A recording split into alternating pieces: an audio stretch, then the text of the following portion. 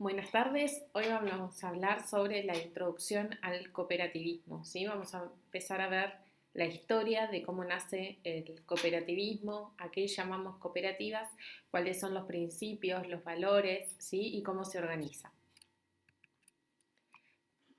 Para eso, primero vamos a leer esta historieta de Mafalda, que dice: buen día, nena, ¿está el jefe de la familia? En esta familia no hay jefe, somos una cooperativa. Bueno, ¿qué nos quiere decir esto, no? En las cooperativas hay jefes, no hay jefes, venimos de la clase anterior, de hablar de un control democrático en las entidades de la economía social. Bueno, puede ir por esos lados. ¿Qué diferencia hay entre una empresa con fines de lucro y una cooperativa? Bueno, algunas pistas fuimos dando en la clase anterior, ¿no? Unas buscan ganancias, las otras tienen excedentes, ¿sí? Una buscan el lucro y su fin es el lucro, las otras es satisfacer necesidades de los asociados. ¿Mm? Ahora bien, ¿qué es una cooperativa? Según la Alianza Cooperativa Internacional, que es la sigla ACI, la vamos a ver bastante, ¿sí? Alianza Cooperativa Internacional, ACI, máximo organismo, hoy lo vamos a estudiar, máximo organismo del cooperativismo a nivel mundial. Una cooperativa es una asociación autónoma de personas que se han unido voluntariamente. ¿Se acuerdan que una de las características de las entidades de la economía social era la libre adhesión? Así que se han unido voluntariamente para hacer frente a sus necesidades y aspiraciones, ¿cuáles? Económicas, sociales y culturales, comunes por medio de una empresa de propiedad conjunta. Esto es empresa de propiedad conjunta, esta es la parte de privado, ¿sí? Que decíamos que las entidades de la economía social eran privadas y democráticamente controladas. Acá tenemos el tema de la gobernabilidad y que es mediante un sistema democrático. Sí, acá ya vamos viendo algunas de las características, ¿sí?, de las cooperativas. Como dijimos, esta definición es de la Alianza Cooperativa Internacional de 1995 en Manchester. Se llegó a esto. Acá queda claro, ¿no?, que la gente se une para buscar y satisfacer sus necesidades, tanto económicas, sociales como culturales. Para la ley 2337, que es la ley que rige en la República Argentina, ¿sí?, las cooperativas son entidades fundadas en el esfuerzo propio y la ayuda mutua para organizar y prestar servicios. En la clase que viene, Naturaleza y Caracteres, nos vamos a meter directamente en la ley 2337 y vamos a ver que, si bien el artículo 2, la definición es esta, la que estamos viendo acá, que son entidades fundadas en el esfuerzo propio y la ayuda mutua para organizar y prestar servicios, sin embargo, después da una serie de características que vamos a estar viendo. Bien, cuando a mí me explicaron la primera vez, o para que entendiera bien qué era una cooperativa y por qué nacían las cooperativas y qué era lo que hacían las cooperativas, me dieron el ejemplo de una cooperativa eléctrica. Muchos de ustedes por ahí vienen de localidades donde hay cooperativas eléctricas, ¿no? ¿Cómo nace una cooperativa eléctrica? Bueno, en localidades muy pequeñas donde no es negocio poner la energía eléctrica, los vecinos tienen derecho a tener luz en sus casas. Entonces, ¿qué hacen? Se juntan, ¿sí? ¿Y cuál era el problema? ¿Por qué no era negocio poner energía eléctrica en esa localidad? Porque por ahí había que hacer un tendido eléctrico de 200, 300 kilómetros, ¿sí?, para llevarle luz a 1000 familias o 1500 familias. Y ese gasto no era viable para las empresas con fines de lucro. No les reportaban ganancias suficientes a las empresas con fines de lucro. Entonces, esos vecinos de ese pueblo, ¿tienen derecho a tener luz? Claro que sí. Entonces, ¿qué hacen? Se juntan. ¿De dónde sacan la plata para hacer el tendido de esa red? Del bolsillo de cada uno, ¿sí? Cada uno se pone y hacen el tendido de luz. ¿A cuánto lo van a cobrar el servicio de luz? ¿Ellos quieren ganar plata con eso? ¿Qué es lo que quieren tener? Ellos quieren tener luz en su casa. Por lo tanto, lo van a cobrar al costo. Por eso decimos que no tienen ganancias las cooperativas. Porque ¿qué es lo que quiere tener el vecino en su casa? Luz. ¿Sí? No quiere ganar plata, digamos, con ese servicio. ¿Sí? Y si viene un vecino nuevo ¿Lo va a dejar incorporarse a la cooperativa? ¿Ese vecino nuevo tiene derecho a tener luz? Sí. Entonces por eso también son entidades de puertas abiertas, ¿sí? Y de libre adhesión. Cada uno se puede adherir siempre y cuando tenga la misma necesidad. Entonces, acá nos queda claro lo que es una cooperativa, ¿sí? Gente que tiene una necesidad, ¿sí? Que se junta para satisfacerla. ¿Ellos quieren ganar plata con esa necesidad satisfecha? No, ellos quieren, en este caso como la eléctrica, tener luz en su casa, ¿sí? Bueno, eso es una cooperativa.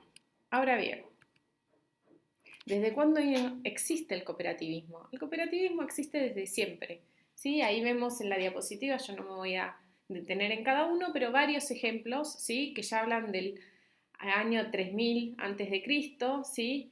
Que en Babilonia se juntaba la gente para arrendar tierras para la explotación en común, ¿sí? Los maestros y artesanos en el antiguo Egipto, los pueblos originarios en las Américas, ¿sí? Que también se organizaban, digamos, de forma tal de poder sobrevivir y hacer una división de tareas y del campo, ¿sí? Siempre el hombre cooperó, ¿sí? La superación y lo que ha podido lograr siempre ha sido porque cooperó. Ahora bien, junto con ese instinto de cooperar, ¿sí? Está también el de la competencia. Y si bien la cooperación está escrita en el ADN de las personas, ¿sí? El afán de tener cada vez más cosas y la ambición de tener más también nos lleva a la competencia. Entonces el hombre se debate, ¿no? Entre, por un lado, el hombre es ante todo un animal social, por lo tanto trata de cooperar, ¿sí? Y por el otro lado está esto que el estado natural del hombre es el conflicto y por lo tanto trata de competir, ¿sí? Es la disyuntiva, es lo que pasa habitualmente, ¿se coopera o se compite? ¿No? Y en esto es en donde estamos. Bien, si bien hay manifestaciones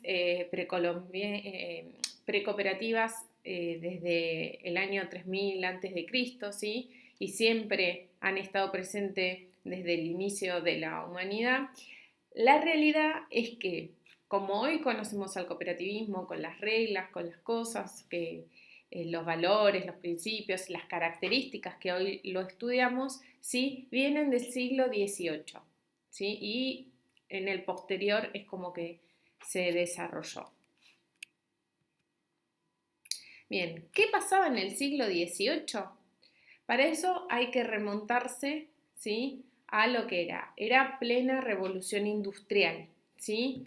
Había pésimas condiciones generales de vida, la gente vivía sin nada, trabajaban más de 12 horas por día, de lunes a lunes, trabajaban los niños, trabajaban las mujeres, trabajaban todos que tuvieran un trabajo, porque ¿qué pasaba? Empezó con la revolución industrial a estar las máquinas de vapor y la gente quedaba desempleada porque ya no se necesitaba más gente, ¿sí? Entonces la mano de obra que se tenía también se explotaba, ¿sí? Ante esta explotación no había nada que defendiera a los trabajadores, ¿sí? Entonces tampoco intervenía el Estado, ¿sí? Y bueno, y sobre todo eran insalubres las condiciones laborales, era terrible, ¿sí? La gente trabajaba y con lo que ganaba no le alcanzaba siquiera para comer. En ese contexto nace lo que se denomina el proletariado, ¿sí? Las nuevas industrias necesitan la obra de mano barata, ¿sí? Que no era especializada, que reemplazan los artesanos, había condiciones de vida paupérrimas, ¿sí? Y había explotación de obreros, ¿no? Se necesitaba gente que trabajara y lo único que había trabajaban todos, hasta los nenes. Entonces, ¿qué pasa? Los obreros se empiezan a organizar y empiezan a tratar de buscar mejores condiciones de vida y de organizarse, ¿sí? En este momento nacen tres movimientos casi simultáneamente. Por un lado, el sindicalismo, ¿sí? que los obreros se unen para mejorar las condiciones de vida laborales, negociar contratos colectivos de trabajo, ¿sí? Y poder ejercer el derecho a huelga. Nacen, ¿sí? Los partidos políticos o esto de quererse integrar en la vida política. Recordemos que antes la gente no toda podía votar y no todos tenían derecho al voto, ¿sí? Y por el otro lado nace el cooperativismo como defensa para los consumidores y los productores, ¿sí? Creando empresas que fuesen dirigidas por ellos mismos y no para tener un patrón, ¿sí? Estos tres movimientos nacen casi al mismo tiempo, ya en el siglo XIX. Bueno, frente a esto empiezan a haber nuevas corrientes del pensamiento como fue la de Marx, ¿no? Que ella empieza a plantear la lucha entre clases, ¿no? Y cómo podría cambiar, digamos, esta situación para los obreros. Y destaca la importancia del trabajo, ¿sí? Y la necesidad de la representación política de los obreros también para decidir. Junto con él también está Robert Owen, que es uno de los padres del cooperativismo, ¿sí? Y lo que él quería era mejorar las condiciones de vida y del trabajo, cambiar lo que se pueda cambiar. Él lo que decía era que en vez de que las clases lucharan, ¿sí? Lo que había que hacer era mejorar las condiciones de vida de los obreros textiles, generando como colonias autónomas. Robert Owen era una persona que tenía una empresa, ¿sí? Que era muy inteligente y lo que trató de hacer él fue como pequeñas aldeas, ¿sí? Como colonias que se autoabasteciesen. Que uno hiciera la comida, el otro hiciera telas y la ropa, el otro hiciera zapatos, ¿sí? Y se compraran y vendieran entre ellos de forma tal que nadie explotara a nadie y todos trabajaran, digamos, para el sustento de las colonias. Si bien todos sus intentos fracasaron, ¿sí? Y las primeras fueron las que Robert Owen, sus ideas fueron las que dieron pie a la primera cooperativa de los pioneros de Rochdale, que vamos a ver más adelante. Bien, ¿quiénes son los precursores del cooperativismo? Bueno, dijimos Robert Owen, que ya quería mejorar las condiciones de vida y de trabajo de los obreros industriales. Charles Fournier, que era un francés, que así como Robert Owen en Inglaterra, Fournier en Francia, lo que intentaba hacer también eran colonias autónomas, ¿sí? Que se denominaban falanges. Estaba William King, que él estimuló el desarrollo de las organizaciones con rasgos cooperativos y impulsó mucho lo que era la educación cooperativa. Philippe Bouchet, que promovió la constitución de cooperativas de producción, así como Louis Blanc, ¿sí? Que él promovió, ¿sí? O fomentó las cooperativas de trabajo para las grandes industrias. Bien, ¿por qué nace el cooperativismo? ¿Qué busca? ¿Para qué querían crearlo? ¿Qué es lo que trata de solucionar? Nace para combatir la pobreza, crear trabajo digno y desarrollar una sociedad mejor. La sociedad era un desastre en ese momento, ¿sí? Había que darle una vuelta, no era humana la forma en que trabajaba esa gente. Entonces trabajaban 12 horas e igual eran pobres, ¿sí? No tenían una vida digna, vivían en condiciones horrendas. Entonces lo que era es para combatir la pobreza, crear trabajo digno y desarrollar una vida mejor. Para eso se organizan en cooperativas las personas y por eso nace el cooperativismo. Bien, y acá llegan los pioneros de Rochdale, que nosotros los estudiamos como la primera cooperativa. ¿Por qué la estudiamos o los ponemos de ejemplo del cooperativismo si hubo otras cooperativas anteriores a otros intentos cooperativos? Los ponemos de ejemplo a ellos porque fueron la primera cooperativa, ¿sí? Que perduró, sobrevivió, pero más allá de eso, lo más importante es que los estudiamos a ellos porque tenían reglas tan claras que basados en sus reglas se crearon los principios cooperativos a nivel mundial, ¿sí? Sobre sus reglas se crearon los principios que toma después la Alianza Cooperativa Internacional, como que son los principios del cooperativismo. Acá los invito a ver una película, ¿sí? que la voy a colgar. No es obligatoria, en realidad cuenta la historia de los pioneros de Rochdale. Yo se las voy a contar de manera muy resumida, pero es muy gráfica verla, nada más son 38 minutos la película y creo que es mucho más gráfico que ustedes lo vean para que realmente se imaginen cómo era la vida en esa época. La historia era sencilla, 28 obreros textiles, en su gran mayoría, que estaban explotados, no les alcanzaba para comer, no les alcanzaba para vivir, entonces decidieron crear una cooperativa de consumo. Cada uno de ellos iba a poner plata, ¿sí? Para poder ir a comprar un mercado mayorista y poder vender después más barato, porque los estafaban con los márgenes que cobraban los comerciantes y no les alcanzaba para comer. ¿Qué es lo que empezaron vendiendo estos 28 obreros? En realidad eran 28 varones, 27 varones y una mujer, ya había una mujer, y esto también tiene que ver con que en el cooperativismo, y lo vamos a ver después en los principios, no hay discriminación de género, ¿sí? Siempre se ha considerado iguales a los hombres y a las mujeres desde sus inicios, incluso en 1844, que es cuando pasa los pioneros de Rochdale, 1844, ¿sí? Que no existía ni siquiera el voto de la mujer, que la mujer era un cero a la izquierda. En ese momento, para ellos, la mujer tenía tantos derechos como el hombre. Volvemos a la historia. Se juntan estos 28 personas y ¿qué buscan? Nada, vender lo mínimo, lo necesario para comer. Ellos empezaron abriendo solamente una vez por semana el local para vender harina, azúcar, avena, velas y manteca. ¿Sí? 5 cosas, las 5 básicas, los 5 que necesitaba la gente para comer en ese momento. Así era, ellos no querían grandes cosas, ellos querían comer, ¿sí? A los 3 meses funcionaban tan bien y tuvieron tanto éxito que tuvieron que empezar a abrir toda la semana y pudieron alquilar, porque era alquilado el local, el piso de arriba para crear una biblioteca. ¿Por qué? Porque creían que la única manera que la gente podía progresar era mediante la educación. Si ella sabía, fíjense, estamos en 1844, la gente no tenía todo acceso a la educación, mucha gente no sabía leer, ni escribir, ni sumar, ¿sí? Entonces ellos creían que la gente podía progresar siempre y cuando se educase.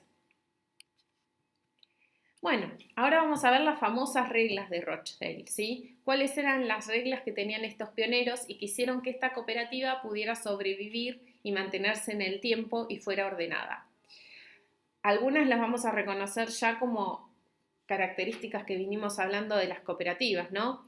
Libre ingreso y adhesión voluntaria. Todo aquel que tenga la misma necesidad puede participar, ¿sí? Si tenés hambre, si no te alcanzan tus ingresos, esto es una cooperativa de consumo, te podés sumar. El derecho de retirarse a la sociedad con aviso de un mes, en realidad también era esta la libertad, ¿no? Vos te asociás cuando querés y te vas cuando querés. El derecho de la sociedad a excluir a los socios cuando obviamente la conducta perjudicara a la cooperativa. Neutralidad política y religiosa. Acá se aceptaba todo el mundo, no se discriminaba. Todo, lo único que tenías que tener era la necesidad que quisiese satisfacer. Después todo el mundo era bienvenido. Organización democrática. La asamblea era el órgano superior y cada persona valía un voto, independientemente, ¿sí?, del aporte de capital que hubiese hecho. Esto habla de la igualdad, ¿sí?, de los asociados, del sistema democrático de las cooperativas. La distribución de los beneficios o excedente en proporción al monto de las operaciones que cada uno hacía con la sociedad.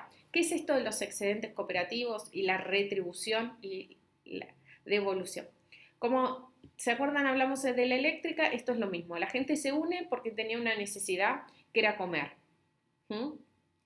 Ahora bien, ¿cómo se calcula exactamente el costo para no cobrarle a nadie más? ¿Sí? Eso es fácil cuando son pocos productos, pocos asociados, podrías mantenerte firme. Pero bueno, pensemos por ejemplo en la cooperativa obrera, ¿sí?, que es una cooperativa de consumo, que tiene más de 130 sucursales, que tiene más de 2 millones de asociados, ¿cómo hace para cobrarle exactamente a la persona sin cobrarle de más? ¿Sí? Es casi imposible. Entonces, a fin de año, las cooperativas tienen un resultado. Ese resultado, si es positivo, son excedentes. ¿Qué tiene que hacer la cooperativa con esos excedentes? Los devuelve a los asociados. ¿Pero en qué proporción los devuelve? Los tiene que devolver en proporción a las compras, ¿sí?, que haya hecho ese asociado, ¿sí?, al monto de las operaciones, como dice ahí las reglas de Rochdale, ¿sí? ¿Por qué? Porque al que más le cobró de más le tiene que devolver, ¿sí? Y entonces existe lo que es el retorno de las cooperativas, ¿sí? ¿Qué es el retorno entonces? Es la cantidad de dinero que le han cobrado de más por los servicios prestados, que vuelve a los asociados, ¿sí? ¿Por qué? Porque el fin de las cooperativas no es el lucro, sino satisfacer las necesidades. Bien, entonces ya desde Rochdale, 1844, ya esa regla existía. Si tenemos excedentes hay que devolverlos. ¿En función de qué? En función de las operaciones que tuvieron los asociados con nosotros. Se puede asignar un interés limitado al capital, porque obviamente las personas se acuerdan que decíamos en la eléctrica, para hacer el tendido, cada uno tuvo que poner la plata. Bueno, esa plata que estás poniendo ahí, vos la podías usar para otra cosa. Entonces es lógico que el aporte capital tenga un interés. También otra de las reglas de Rochdale era el fomento de la educación popular y cooperativa, ¿sí?, que se destinaba un porcentaje de ese excedente positivo que había al fomento de la educación. ¿Por qué? Porque, como expliqué antes, ellos consideraban que era vital para que la gente pudiera progresar. Después, ventas al contado, no fiado, en una sociedad donde mucha gente tenía muchísima necesidad. Claro, el tema de que se vendiera a crédito se hacía una rueda que muchas veces llevaba a la quiebra a las cooperativas, o que había sido el principal motivo de quiebra de muchas de las cooperativas. Y el control de calidad y pureza de los alimentos a distribuir. Esto, que a nosotros hoy nos puede parecer raro, ¿sí?, es porque había muchísima trampa. Ya lo van a ver los que vieron la película, o los que vieron la película ya lo vieron, ¿sí?, en cuanto a la calidad. ¿Sí? Les vendían harina como rebajada o avena rebajada, ¿sí?, las purezas, o les hacían trampa con el peso. Bien, a ver, mientras que esto pasaba en Rochdale, en Inglaterra nacían las cooperativas de consumo, pero en el resto de Europa también iban naciendo. Por ahí en Alemania nacieron las de crédito, en Dinamarca las agrarias, en Francia las de trabajo, y en Europa occidental las de trabajo y otras, ¿sí? Eran como, no podemos asegurar que Rochdale haya sido la primera cooperativa, digamos, del planeta que haya sobrevivido. Era como que iban naciendo en muchos países al mismo tiempo las experiencias cooperativas. Lo que sí, estudiamos a Rochdale porque tenían esas reglas claras que vimos recién. Bien, ¿cuándo se funda la Alianza Cooperativa Internacional, la ASI, como habíamos dicho? En 1895, ¿sí? Este año se están cumpliendo, 1895, ay, se me fue la cabeza, 125 años del nacimiento de la Alianza Cooperativa Internacional. Se me fueron los números. De hecho, había previsto una gran actividad en Seúl en diciembre, no sé si se llevará a cabo, pero bueno, para festejar los 125 años de la Alianza Cooperativa Internacional. Bueno, se juntan en 1895, fíjense que asisten de un montón de países, gente, fíjense que hay alguien de Argentina. ¿Qué hacía un argentino en la creación de la Alianza Cooperativa Internacional? 1844, Rochdale. Empieza a funcionar el cooperativismo como hoy lo conocemos, con las reglas, ¿sí? ¿Qué pasó? La Argentina tuvo un montón de camadas de inmigración europea, y junto con esas camadas de inmigración vinieron las nuevas ideas, y entre esas nuevas ideas vino el cooperativismo. Es así que lo vamos a ver la clase que viene, ¿sí? Que en la Argentina ya en ese momento había indicios de cooperativas, ¿sí? Entonces había un argentino en 1895 en Inglaterra, en Londres, cuando se fundó la Alianza Cooperativa Internacional, ¿sí? Las reglas que adoptó la ASI se basaban en las normas de Rochdale, por eso estudiábamos Rochdale, ¿sí? ¿Cuál es el objetivo? ¿Para qué existen, no? Es la definición, la divulgación y la defensa de los principios cooperativos y el desarrollo del comercio internacional entre las organizaciones del sector cooperativo. ¿Cómo se organiza hoy la Alianza Cooperativa Internacional? Tiene 4 regiones, como se ven ahí: África, América, Asia Pacífico y Europa, ¿sí? Y después se organiza en 8 sectores: en el agrícola, el de consumo, el banco, ¿sí? O la banca, los seguros, salud, vivienda, pesca e industria y servicio. Estos actualmente son los 8 sectores que tiene la Alianza Cooperativa Internacional y las 4 regiones. Bien, ¿cómo nace en la Argentina el cooperativismo y cómo llega? Como expliqué anteriormente, había camadas de inmigrantes que venían al país, ¿sí? Y traían las ideas nuevas de Europa. Es así que la primera cooperativa, que si bien hubo intentos anteriores, la primera cooperativa que se reconoce en la Argentina se crea en Pigüé, no sé si hay alguien de Pigüé, muy cerquita acá de Bahía Blanca, en 1898, y es el Progreso Seguros, el Progreso Agrícola de Pigüé, ¿sí? Recordemos que Pigüé es una colonia o tenía influencias, mucha inmigración francesa y trajeron las ideas del cooperativismo. Esta es la primera, como si fuera entidad más agrícola, ¿sí? La primera cooperativa urbana que se reconoce es en 1905 el Hogar Obrero. Y como lo dice su título, su nombre, el Hogar Obrero, era una cooperativa dedicada a la vivienda, ¿sí? A crear vivienda. Luego se convirtió también en la principal cooperativa de consumo del país en la década del 80, llegando a tener más del 20% de la cuota de mercado de la Argentina.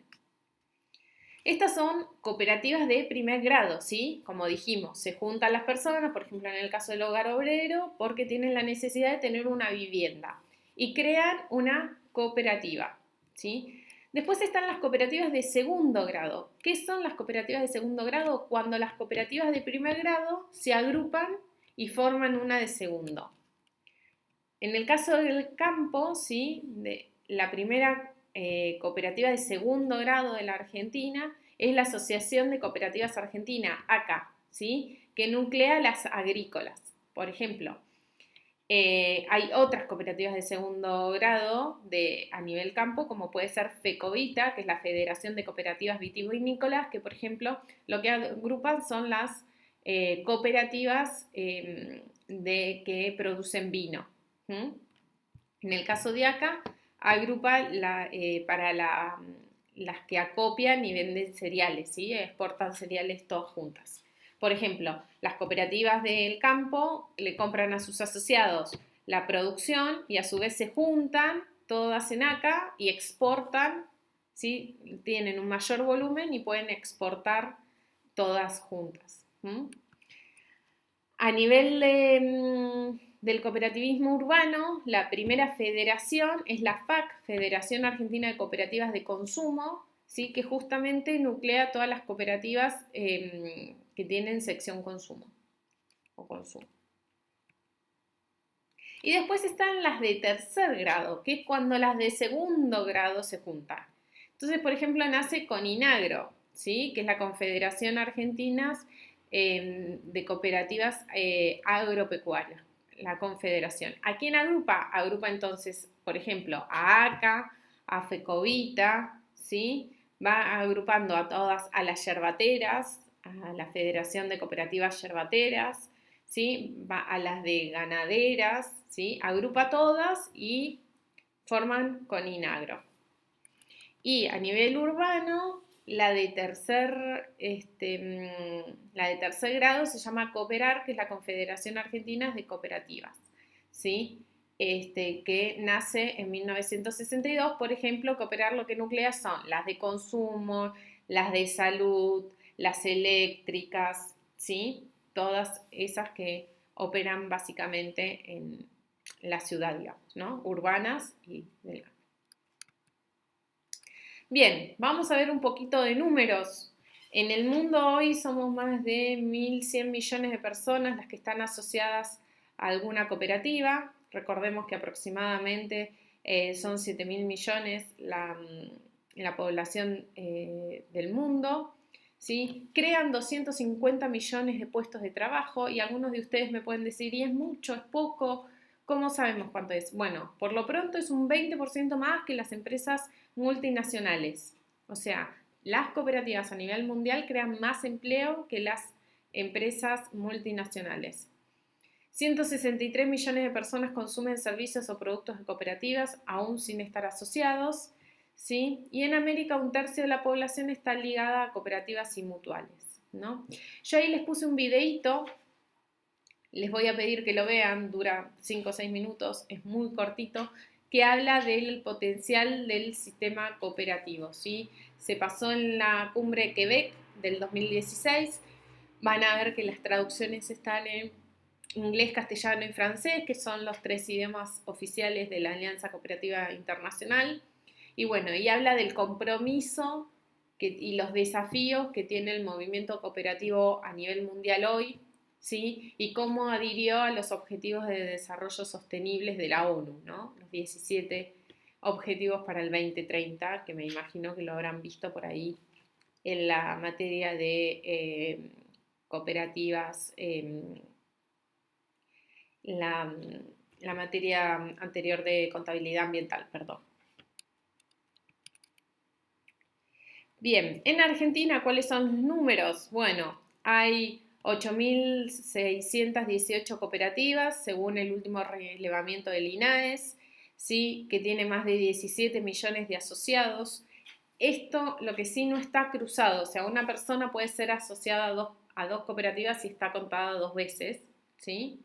Generan 78.000 puestos de trabajo, ¿sí? Y a estos puestos de trabajo hay que sumarle 115.000 puestos de trabajo que son los que dan las cooperativas de trabajo, ¿sí? Las cooperativas de trabajo son aquellas que la gente se junta porque su necesidad es trabajar, ¿sí? Por lo tanto, ese es el aporte que hace el movimiento cooperativo a los empleos en la Argentina. En el caso de las mutuales, si bien las mutuales las vamos a ver más adelante, los nombramos, son 3.000 entidades, 10 millones de asociados y 33.000 puestos de trabajo, según último relevamiento 2019 del INAES. INAES, importante que no les aclaré, Instituto Nacional de Asociativismo y Economía Social, es el instituto que regula, ¿sí? Es el contralor de las cooperativas, importantísimo aprendérselo porque nosotros como auditores y asesores de cooperativas y de mutuales vamos a estar pendiente de todas sus resoluciones y todo lo que él dictamina, ¿no? Y además es el que nos va a controlar. Bien, ¿cuál es el impacto social en la Argentina hoy del movimiento cooperativo y mutual?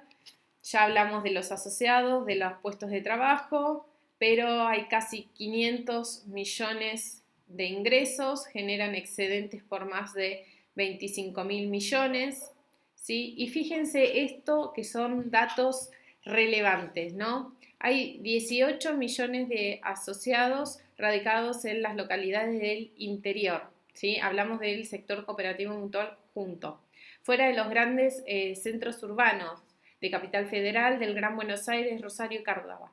¿Qué quiere decir esto? El cooperativismo está donde se necesita, que es muchas veces en el interior, porque en las grandes ciudades todo es negocio, ¿sí? Pero afuera, en los lugares chiquitos, es donde se ven las necesidades. Bueno, el 66% del total de asociados cooperativas y mutuales está en el interior, el 79% de las cooperativas y mutuales están en el interior, ¿sí? Sin embargo, están presentes casi en el 90% de los partidos de todo el país. Casi todo, en todos lados hay una cooperativa o una mutual, ¿sí? Esto es un muy buen dato. Bien, ¿cuáles son los valores cooperativos? Estas entidades, siempre hablamos valores cooperativos según la Alianza Cooperativa Internacional. ¿Cuáles son estos valores? Por un lado, la ayuda mutua, la responsabilidad, la equidad, la democracia, la solidaridad y la igualdad. ¿Cuál es la diferencia entre ayuda mutua y solidaridad?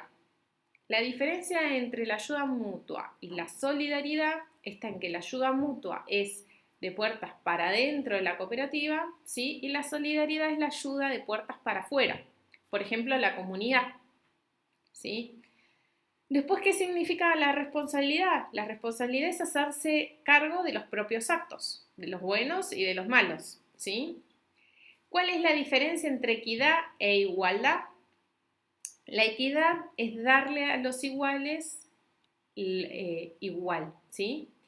Por ejemplo, si tiene que ver con el retorno, a todos les devolvemos, por ejemplo, a todos les cobramos de más un 10%, ¿sí? ¿Qué es la equidad? Bueno, a todos les devolvemos eso, el 10%. Ahora, si vos operaste con 100 pesos, te voy a devolver 10. Y si vos operaste con 200 pesos, te voy a devolver 20. ¿Sí? Eso es equidad. A todos los que operaron con 100, les voy a devolver 10.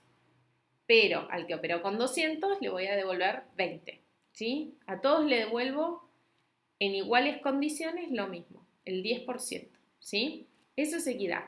E igualdad es, no me importa cuáles son las condiciones, a todos les doy lo mismo. ¿Por qué tiene la igualdad los valores cooperativos? Porque tiene que ver con el sistema democrático. ¿Se acuerdan que dijimos, no importa cuánto capital haya aportado una persona a la cooperativa, tiene en las decisiones un voto, ¿sí? Un voto. Todos valen un voto. La igualdad tiene que ver con el sistema democrático de las cooperativas. Y también la alianza aclara que dice, sus miembros creen en los valores éticos de la honestidad, la transparencia, la responsabilidad social y la preocupación por los demás, ¿sí? Para las cooperativas, sus asociados creen y tienen estos valores éticos.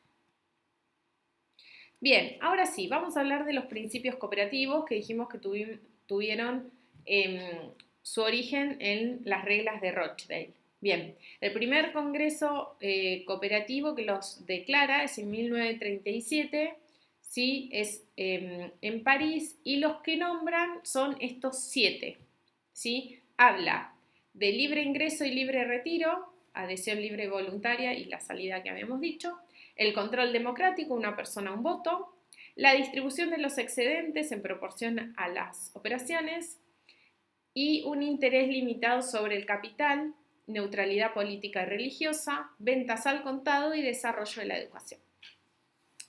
En realidad, la Alianza Cooperativa Internacional, imagínense, 1937, ¿sí? A poquito de que empezara la Segunda Guerra Mundial, ¿sí? Esto de ellos en algún punto dijeron, bueno, los importantes son los 4 primeros. Los otros 3, si los pueden cumplir, mejor, ¿sí? Pero eran más como suaves, pero la libre adhesión, el control democrático, la distribución de los excedentes y el interés era como que sí o sí tenía que estar.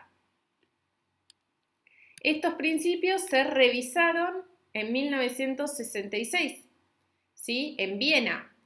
Y acá lo que hicieron fue los ampliaron un poquito y no dejaron como palabras cortitas, sino como definiciones. Entonces, bueno, el primero vuelve sobre la misma definición de la adhesión, que tiene que ser voluntaria y que no puede haber ningún tipo de discriminación. Fíjense que acá ya empiezan a juntar algunos, que no puede haber discriminación. La segunda ya habla también lo mismo, de que las sociedades son organizaciones democráticas, ¿sí? Y ahí ya habla de un asociado, un voto también, ¿no? Después dice, habla del interés al capital y dice que si se paga, que se puede pagar, pero que tiene que ser limitado. ¿Por qué se tiene que ser limitado? Para que la gente no lo busque como un negocio, no busque poner más capital en la cooperativa porque le da más intereses, ¿sí? Entonces, por eso tiene que ser limitado. Los excedentes le pertenecen a los miembros de esta sociedad y deben de ser distribuidos de forma tal en función a sus operaciones, ¿sí? De manera que nadie gane a costa del otro. Era lo que decíamos en la distribución de los excedentes.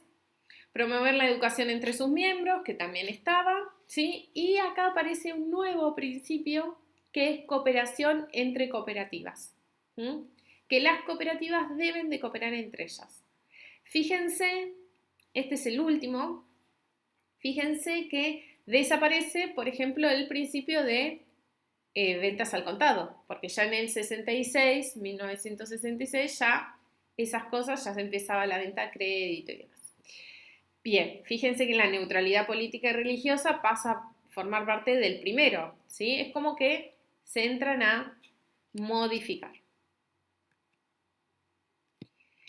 Bien, ¿cuáles son los de la actualidad? Vimos que se cambiaron en el 37, en el 66. Los últimos que tenemos son del 95, de Manchester, ¿sí? De cuando todo el movimiento cooperativo se juntó a festejar los 100 años de la Alianza Cooperativa Internacional.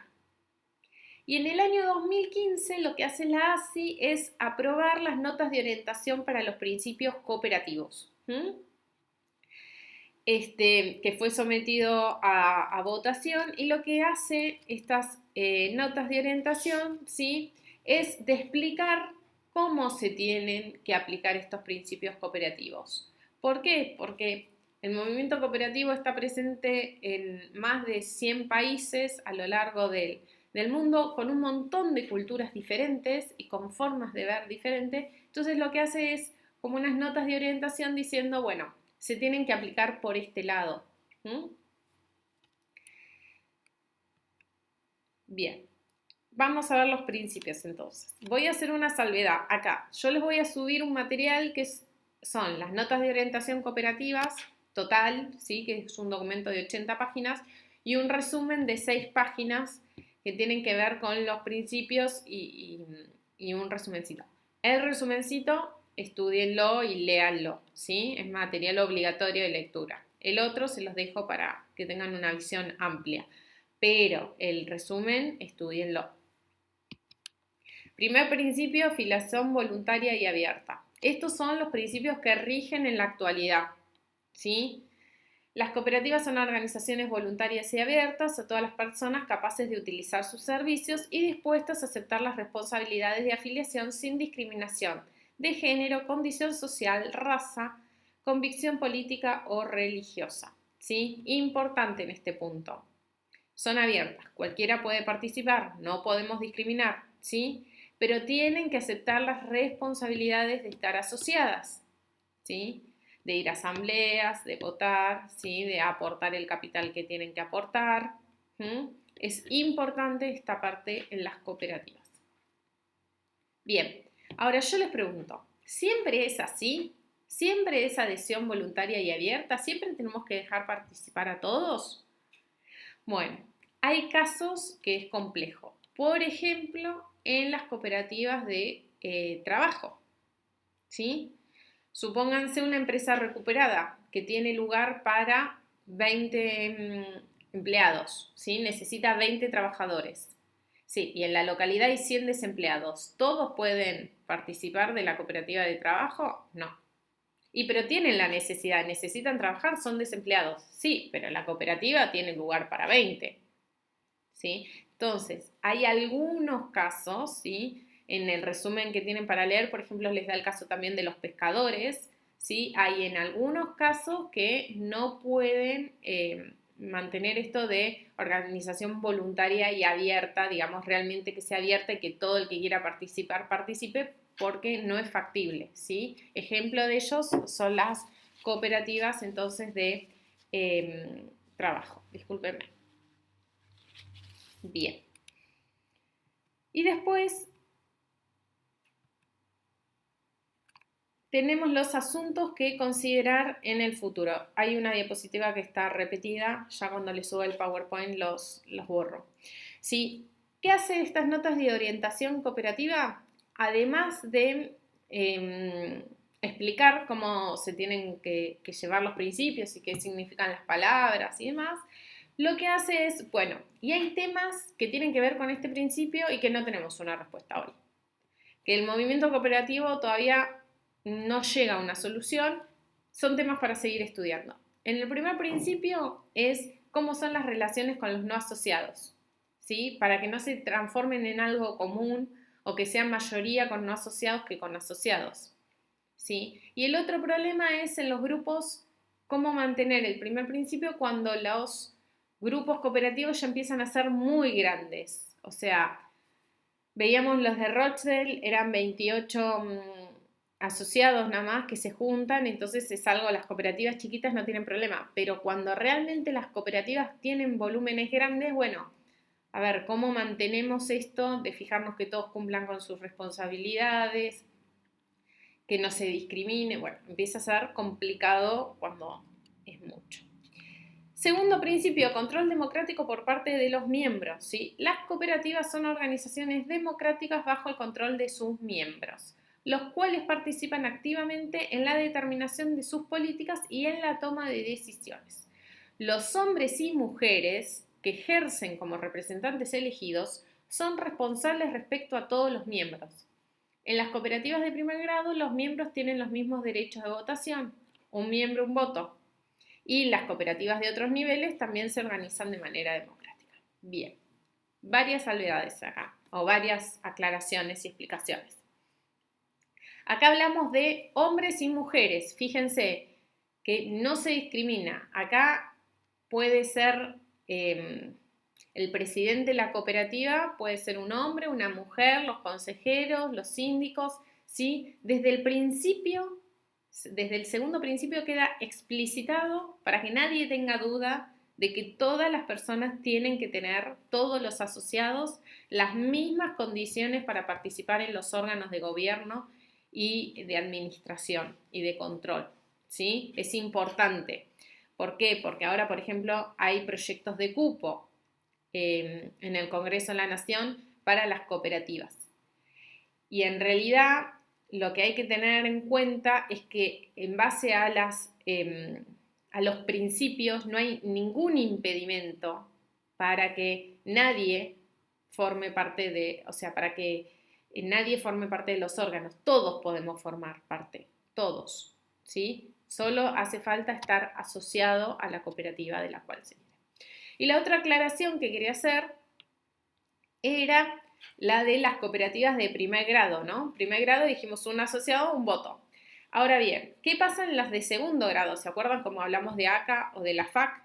Bueno, acá ¿qué pasa? Por ejemplo, vamos a la FAC, la Federación Argentina de Cooperativas de Consumo, ¿sí? Por ejemplo, Cooperativa Obrera tiene 2 millones de asociados y después hay 110 asociadas más, ¿sí? Cooperativas que tienen sección consumo en la Argentina.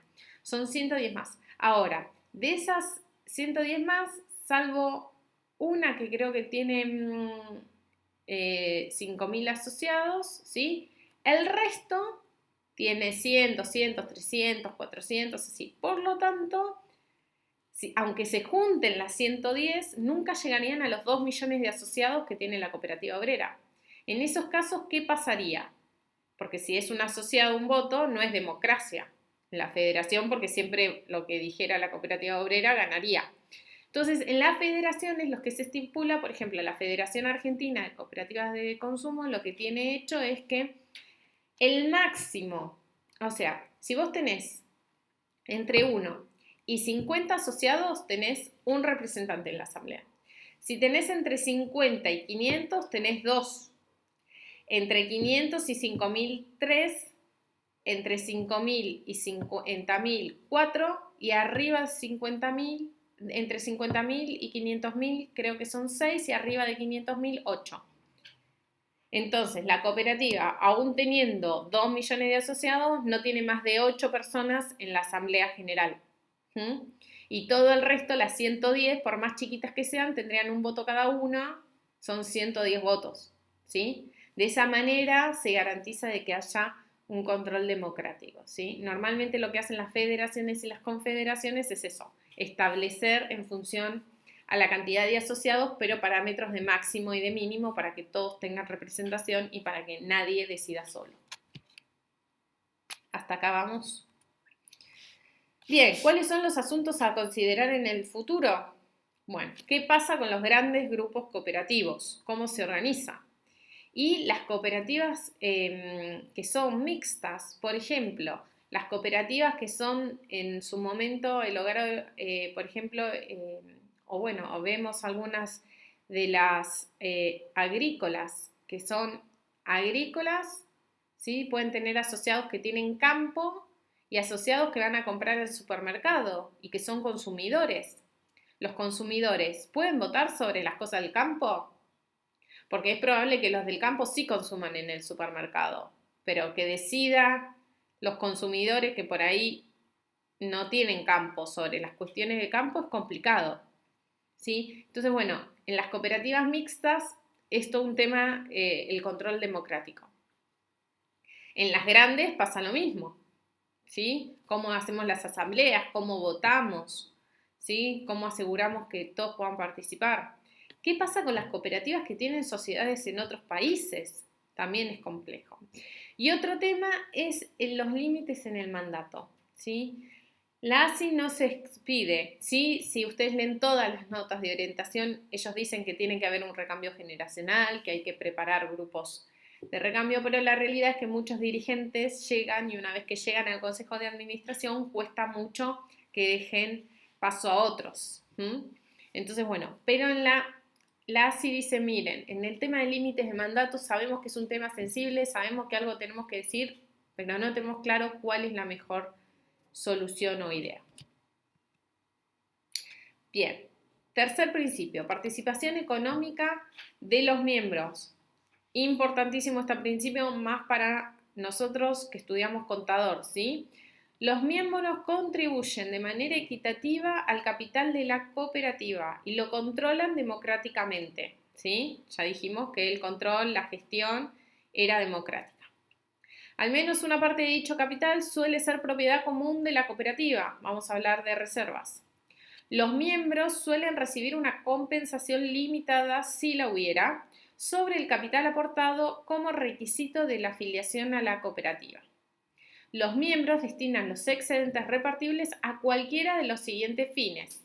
El desarrollo de la cooperativa, posiblemente mientras la creación de reservas, al menos una parte de las cuales será de carácter indivisible, a la retribución de los miembros de manera proporcional a sus transacciones con las cooperativas, esto es lo que hablábamos de retorno, y a sufragar otras actividades aprobadas por los miembros. Bien, acá el tema se pone escabroso. ¿Por qué? Porque cuando hablamos de plata no es tan sencillo ponerse de acuerdo.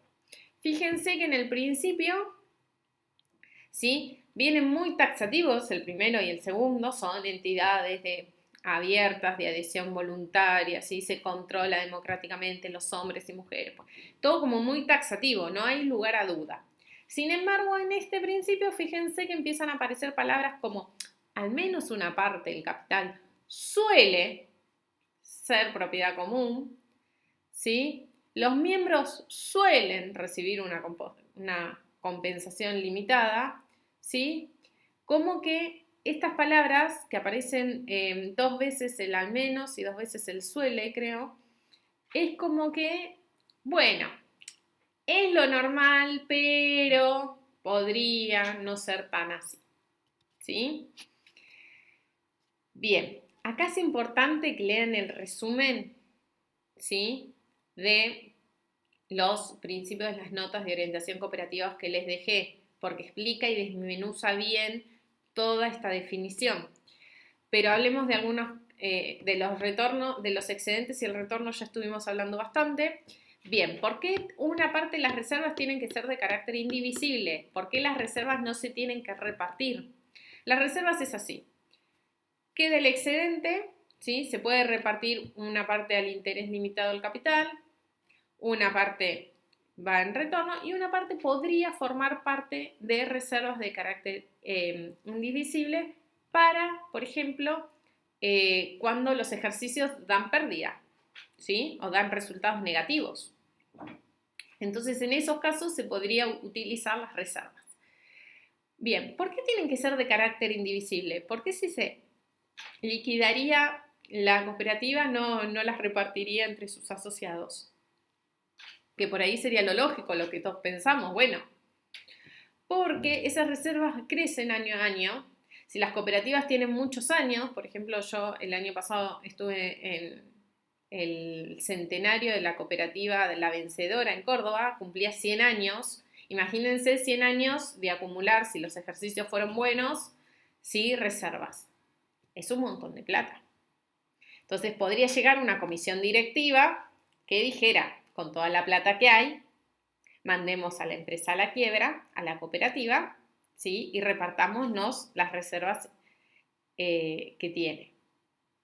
Es una forma, ¿sí? De preservar y de que la cooperativa, de garantizar la supervivencia de la cooperativa. Sin ninguna comisión directiva, ningún consejo de administración, mejor dicho, las cooperativas, comisión directiva son en las asociaciones, sin ningún consejo de administración puede echar mano, ¿sí? A las reservas de carácter indivisible, ¿sí? La estamos protegiendo y estamos velando porque esa cooperativa pueda sobrevivir y seguir prestando sus servicios. Y además porque hay otra realidad que lo dicen las notas de orientación también muy clarito. Esas reservas es el trabajo y es el resultado del trabajo de un montón de generaciones. Que no sería justo que esta generación o la generación que fuese se adueñara de todo el resultado que fue del trabajo de un montón de gente, ¿sí? Por eso las reservas son de carácter indivisible y al menos una parte lo tiene que ser. Bien. Asuntos que consideran en el futuro del tercer principio. Si se pueden afiliar o no las administraciones públicas, más cuando los servicios, por ejemplo, son públicos, como en el caso de las eléctricas, del agua potable. ¿Cómo se considera a las cooperativas en los regímenes fiscales, nacionales y locales? ¿Sí? ¿Cuál es el tratamiento impositivo que tienen? ¿Cómo tratar a las cooperativas y los inversores de capital? ¿Sí? Esa relación es un poco compleja. ¿Qué pasa con las cooperativas que son dueñas de empresas comerciales? ¿Es lógico, es ético? ¿Por qué si creemos que lo mejor es el sistema cooperativo tenemos empresas que son de carácter comercial? Bueno, debate, pero en los grupos cooperativos suele haber un poco de todo. El tratamiento contable del capital social, ¿sí? Y las reservas de carácter indivisible. El capital social, que es lo que aporta cada asociado, ¿sí? Es un pasivo de la cooperativa para con sus asociados, es patrimonio neto. Bueno, en la Argentina está muy claro, en otros países hay distintas posiciones, por eso la Alianza Cooperativa Internacional no tiene una posición tomada. Y los retos del cumplimiento de las exigencias reguladoras, ¿no? De todo lo que nos piden los gobiernos. Bien. Cuarto principio, autonomía e independencia. Las cooperativas son organizaciones autónomas y de autoayuda controladas por sus miembros. Si llegan a acuerdos con otras organizaciones, incluidas los gobiernos, o si reciben capital de fuentes externas, lo hacen en condiciones que garanticen el control democrático por parte de sus miembros y que respeten su autonomía cooperativa. Bien, ¿esto qué quiere decir? Si el segundo principio dice que el control es democrático, no puede haber nada que condicione a las cooperativas para que tomen otro tipo de decisión que no sea la que ellos creen más justa o correcta. Por lo tanto, no pueden estar condicionados. Eso incluye a los gobiernos. Ahora, ¿nos tenemos que llevar bien con el gobierno? Por supuesto. ¿Por qué nos tenemos que llevar bien con el gobierno? Porque el gobierno es el que marca las reglas de juego, ¿sí? El gobierno con las leyes es el que a nosotros, las leyes son nuestras reglas de juego para que las cooperativas puedan operar, ¿sí? Por lo tanto, a nosotros nos conviene llevarnos bien con el gobierno, ¿sí? Para que tengamos leyes que nos dejen funcionar correctamente, que respeten la naturaleza de las cooperativas, ¿sí? Que entiendan que son empresas diferentes, ¿m? Que tienen otro tipo, otra lógica de pensamiento, que tienen otros principios por los cuales se guían y otros valores que las hacen ser diferentes, ¿sí?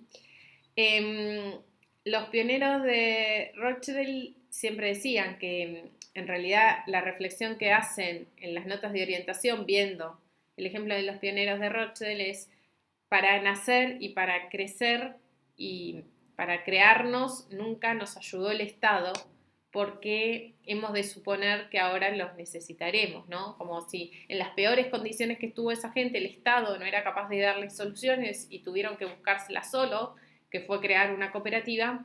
Bueno, las cooperativas pueden funcionar muy bien sin la ayuda del Estado, ¿sí?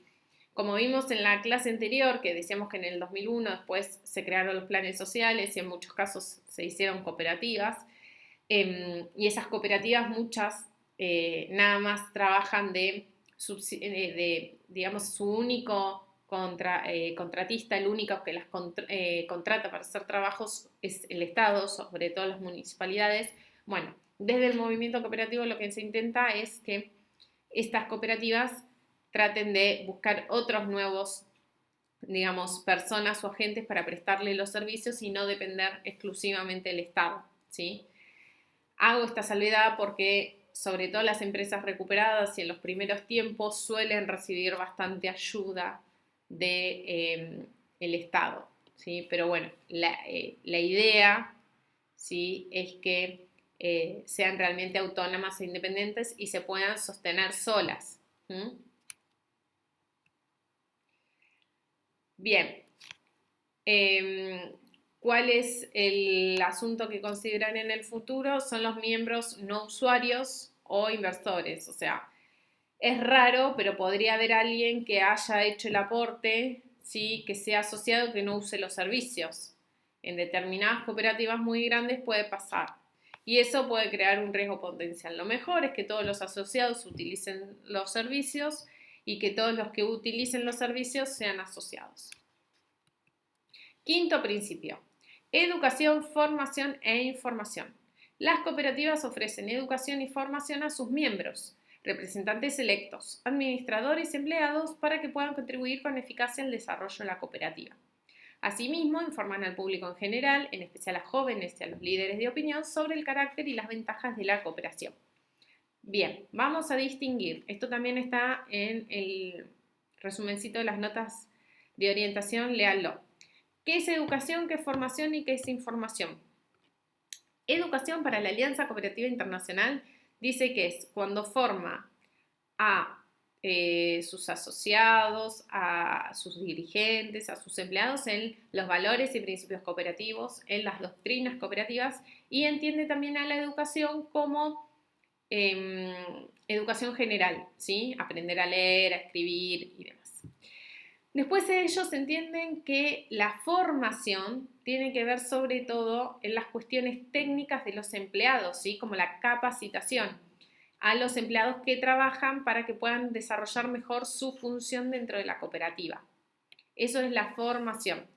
Y la información es al público en general sobre los servicios que hace la cooperativa o sobre el movimiento cooperativo y el cooperativismo en general. Otro tema importante, ¿por qué dicen que informan al público en general, en especial a jóvenes y a los líderes de opinión? Porque los jóvenes, ¿por qué es importante que les informen a los jóvenes? Porque son las generaciones que vienen, van a ser los dirigentes del mañana de las cooperativas, van a ser las que las dirijan, las que trabajan en ellas, ¿sí? Por eso es importante que sepan lo que es el cooperativismo. Y los líderes de opinión es muy sencillo, porque que un solo líder de opinión sepa las ventajas del cooperativismo lo va a distribuir a un montón de personas, ¿sí? Y va a formar la opinión de un montón más de gente. Es la forma de llegar a mucha gente de forma rápida, ¿sí? Bien, ¿cuáles son los asuntos para considerar en el futuro? Tienen un montón, ¿sí? Uno es el uso eficaz del sistema del legado cooperativo, o sea, de todo lo que hemos aprendido y lo buen sistema que es, bueno, cómo hacemos que se utilice. La educación cooperativa dentro de los planes de estudio, tanto de las universidades, de los colegios secundarios, de las primarias, de los jardines de infantes, ¿sí? Em, ¿Cómo pueden sobre todo ayudar a la educación en los países emergentes? ¿Mm? La investigación cooperativa, también en asuntos cooperativos para que pueda hacer crecer el movimiento, el modelo, para que encuentre soluciones, por ejemplo, a todos estos asuntos que estamos considerando en el futuro y que hoy no tenemos respuesta, ¿sí? Cómo manejar la tecnología de la información para llegar a más gente, la Big Data, ¿sí? Y mejorar la comprensión pública a escala, ¿no? Y el significado de lo que es la empresa cooperativa y por qué somos diferentes. Sexto principio, acuérdense, este viene desde Viena, 1966, cooperación entre cooperativas. Las cooperativas sirven a sus miembros de la manera más efectiva y fortalecen al movimiento cooperativo trabajando conjuntamente a través de estructuras locales, nacionales, regionales e internacionales. Bien, acá lo importante es que nos dicen, ¿para qué? ¿Sí? Hay que hacer cooperación entre cooperativas y cómo, ¿no? ¿Para qué? Para servir a los miembros de una forma más efectiva y fortalecer el movimiento. ¿Y cómo? Trabajando en estructuras locales, nacionales, regionales e internacionales. ¿Por qué tiene que haber cooperación entre cooperativas? Porque si nosotros pensamos que es el mejor sistema, ¿sí? El cooperativismo, cuando una cooperativa tiene que, por ejemplo, una cooperativa de vivienda tiene que pedir un crédito, ¿por qué no se lo pide un banco cooperativo? ¿Sí? Y el banco cooperativo cuando necesita, por ejemplo, comprar insumos, ¿por qué no se los compra a una cooperativa de provisión? ¿Sí? Y así se van entramando, porque la forma de que ellas satisfacen sus necesidades también están satisfaciendo las necesidades de otras cooperativas. Y así se fortalece el movimiento, ¿sí? Se hace más fuerte. Y a su vez hay que estructurarlo, ¿sí? Como vimos, la Alianza Cooperativa Internacional a nivel mundial, las confederaciones a nivel local, como son Cooperar, con Inagro, y lo vamos a ver en la clase de integración después, la CNST, con ACOR, bueno, y hay otras más, ¿sí? Después las de segundo grado y las de primer grado. Bien, también tenemos un montón de asuntos para considerar en el futuro. Equilibrar el diálogo y la acción, nos encanta hablar, pero en el momento de cooperar somos un poquito complicados. Sí, hay que trabajar transversalmente, esto que veíamos, regiones con sectores, ¿sí? Por ejemplo, trabajar los de consumo con los de vivienda con la banca, ¿sí? Como trabajar entre sectores, trascender las barreras, sobre todo las geográficas y muchas culturales que tenemos, ¿sí? Evaluar el sexto principio, porque si no lo evaluamos, nadie se fija, ¿sí? Y desarrollar un verdadero comercio, digamos, entre las cooperativas a nivel mundial, que realmente funcionen e intercambien. Último principio. Preocupación por la comunidad. Las cooperativas trabajan en favor del desarrollo sostenible de sus comunidades mediante políticas aprobadas por sus miembros. Acá, en favor del desarrollo sostenible, el movimiento cooperativo fue el primer movimiento a nivel internacional que adhirió a los ODS, los Objetivos del Desarrollo Sostenible de la ONU para el 2030, ¿sí? Que son 17 objetivos, ¿sí?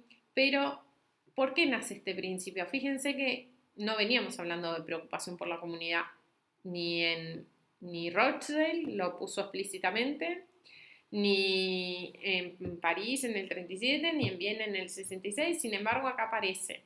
¿Por qué? Porque en realidad las cooperativas, con sus valores, ¿sí? El de solidaridad y la preocupación por los demás, ¿sí? Siempre estuvo preocupada por la comunidad. Pero bueno, en el 95 decidieron que había que explicitarlo, ¿sí? Y dejarlo que tiene que ser un desarrollo sostenible. Como sabemos, sostenible, ¿sí? Creo que lo van a estudiar en nuestras materias, es hablar de un equilibrio que tiene que ser económico, social y medioambiental. ¿Sí? Nos tienen que cerrar los estados a fin de año, no tenemos que perjudicar el medio ambiente, tenemos que seguir viviendo con él y en él y ser responsables ¿sí? Y socialmente de nada nos sirve que nos cierren los números, que no contaminemos y echar un montón de gente a la calle o que los empleos no sean dignos, por ejemplo, ¿sí? Entonces tenemos que lograr ese equilibrio. Eso es lo que se proponen las cooperativas en el séptimo, ¿sí? Y ayudar a la comunidad. Algunos asuntos para considerar en el futuro: dar publicidad a los desafíos del desarrollo sostenible, determinar metas, ¿sí? Ver la gravedad de los problemas medioambientales, ¿sí? Colaboración con otras organizaciones, promocionar la paz, ¿sí? Y ayudar a construir la sociedad civil, ¿sí? Al resto de las organizaciones. Bien.